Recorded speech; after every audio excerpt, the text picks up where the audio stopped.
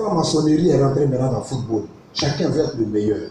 Pourtant, le football a été créé par un pasteur anglais et son église. C'est une église qui a créé le football. Le pasteur était anglais.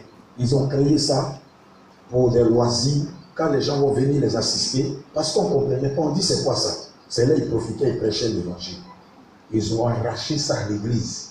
Maintenant, quand on dit football, Champions League, juste là, ils ont fait des musiques subliminales. Un jour, un de mes fils a téléchargé pour donner l'interprétation de l'hymne de la Champions League. C'est une gloire qu'on rend aux extraterrestres. Les extraterrestres, ils arrivent, les maîtres de la terre. Donc les gens venaient les démons. Puis tout le monde se prosterne, ils sont venus. Il faut que le monde change. Et le monde doit commencer à changer à partir de toi. Tu es chrétien pour faire changer le monde. Tu es chrétien pour faire avancer le monde. Tu es chrétien pour faire changer les choses. Quand le football a été créé en Angleterre, au départ, on respectait les chrétiens. Ils ont organisé ce qu'on appelle chez nous ici la Coupe nationale.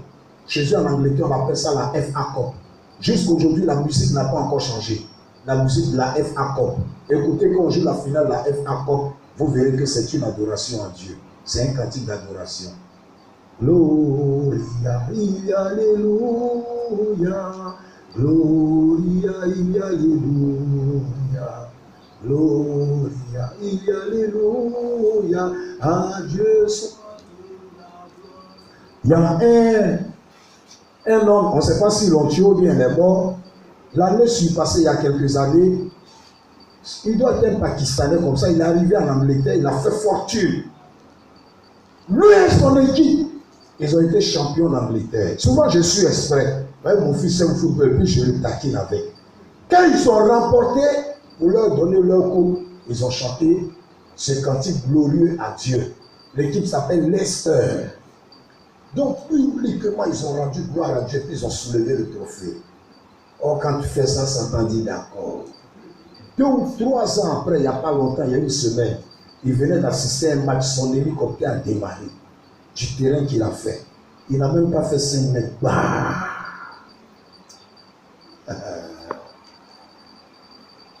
Le diable veut empêcher que l'évangile se répande.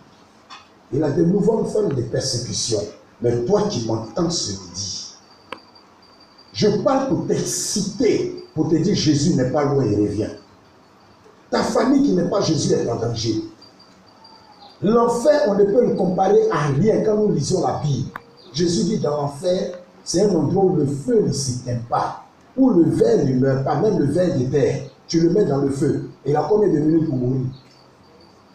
Peut-être quelques secondes. Mais Jésus dit, le feu de l'enfer, on ne meurt pas, on brûle jusqu'à...